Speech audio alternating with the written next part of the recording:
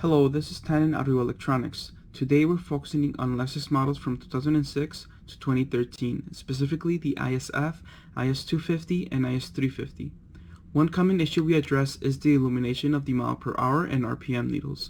Over time, these lights can fail, resulting in dim or non-functional lighting in your instrument cluster needles. At Tan Auto, we specialize in repairing these lighting issues, ensuring your gauges are clear and fully functional. We offer 3 solutions for your instrument cluster needs. First, you can send your cluster in to us for repair. Secondly, we offer refurbished mile per hour and RPM needles as ready-to-install kits.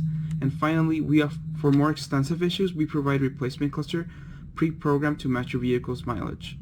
In addition to these repairs, we do offer customizations options such as gauge needle color changes, such as what you see here, and the mile per hour, RPM, fuel, and temp needles as well. Stay tuned as we demonstrate how to remove and install a set of our refurbished instrument cluster needle kits. Before you begin, gather your tools. You're going to need a Phillips screwdriver and a flathead screwdriver. In this case, you want to make sure that you get the widest tip available. It would just make it easier once you remove the instrument cluster needles. To start the removal process, we first need to remove the instrument cluster lens.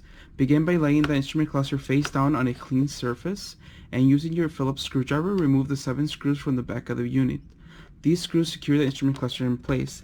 They are located here, here, here, here, here, here, and there. Once the screws have been removed, there's some 6 additional tabs that they're going to need to be undone to remove the instrument cluster. The 4 first tabs that you need to push are here, there, and over here. So all you have to do is just push, once the screws are removed, are pushed away from the unit, which I'll demonstrate here.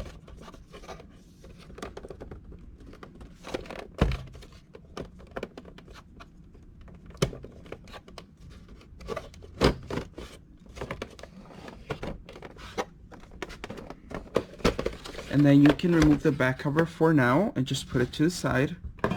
And then there's 2 that are left over, one here, and the other one is going to be right here. So I'll push those away from the instrument cluster lens, and it's going to release the main board. It could also help to lay the cluster flat and do it this way. And that's the lens.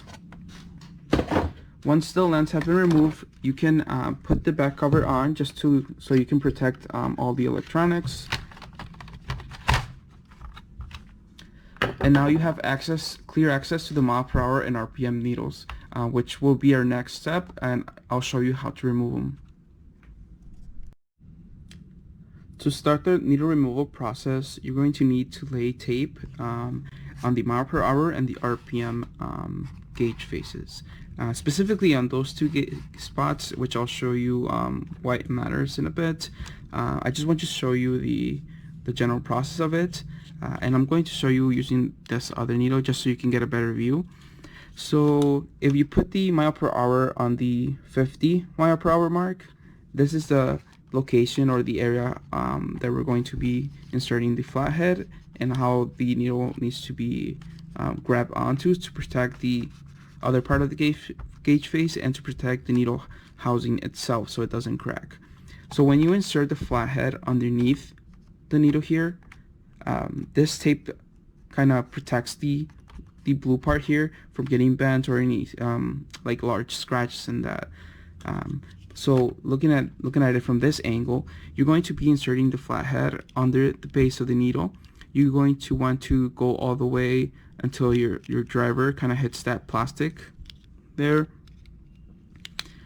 And then you want to make sure that you're not off to the side on either side, since if you pull from each one of these sides, that's where this brittle plastic is. So if you push there, it's going to crack your needle, and that matters because if it cracks, light is going to be shining through those cracks, and it's not going to be as nice of a crisp lighting, and it's going to damage your entire needle. So the way you want to do it is insert your flathead at the base until you feel that other plastic, and then you want to grab it from the other opposite side, and this is because you don't want the needle to push or touch this side of the gauge face. It's just gonna end up cracking the needle here. So you just don't want to, one thing you don't want to do is pinch the needle. You just want to your fingers to act like a spacer and holds the needle in place while the force of your right hand is just working to remove that needle. So you just want to push up like that. And then for the tachometer side, you want the needle to be pointed at the 0 RPM mark, and then you're going to do the same thing like that. And then you do want to inspect your needle just to make sure that there's no cracks after you remove it. One thing to note is that these needles have been removed already, but if it's the first time that the needles are being removed, you're going to need to use a little bit more of a force. But as long as you stay in that general location, how I said, and don't move to each side, and you're right at the center of the base, and you keep holding it, you shouldn't damage the needle. In the following steps, I'm going to show you how to install and calibrate a kit that we sell,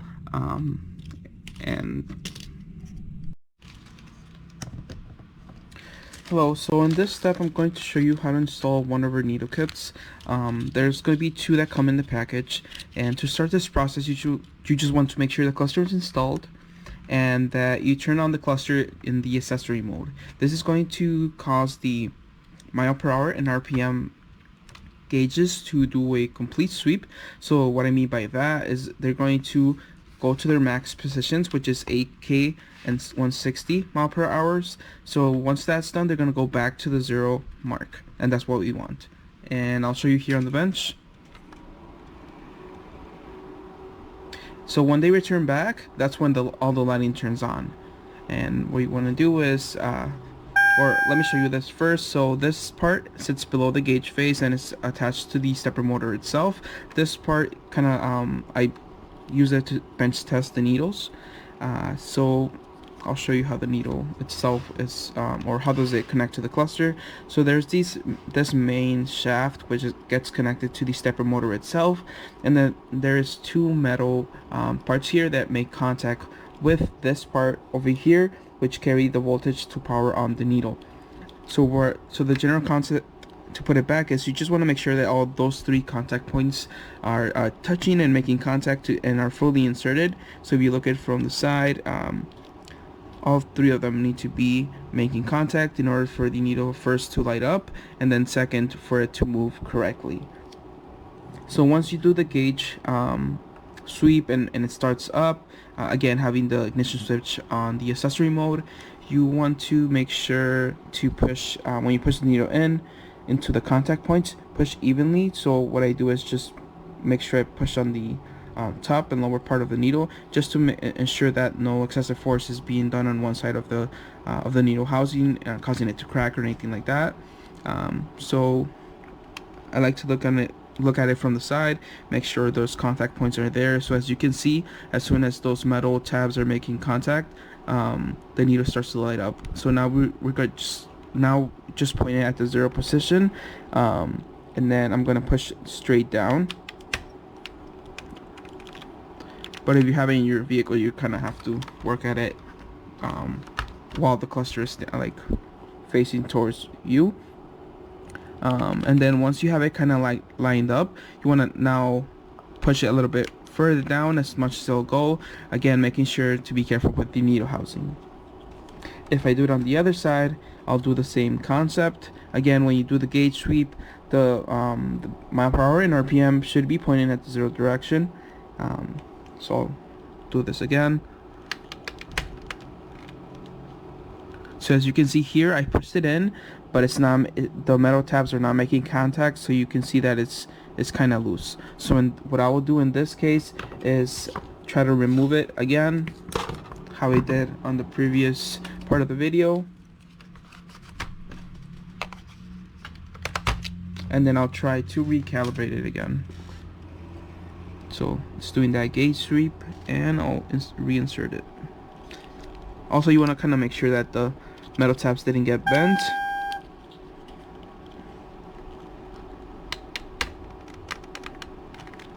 Okay, So then now you want to redo the gauge sweep, and what we're looking for is that the gauges are indeed pointing at the 0 mark, which in this case they look like they are. If you do the calibration and like how I showed right now, they're not aligning correctly, or the lighting is intermittently working, it could be the contact points are not fully seated, so you just want to remove it and try again. And that's it. Once you have them fully calibrated, you can install the instrument cluster lens back on the cluster and install all the screws back on. Just a reminder, when you're installing the lens back on, you want to make sure this odometer trip button doesn't get caught on the lens. So when you put it on, kind of guide it so that this button, or this tab right here, is aligned with the cutout in the lens. So push in, and then once that's done, you can install all the 7 screws back on there. That's all. Thank you for watching.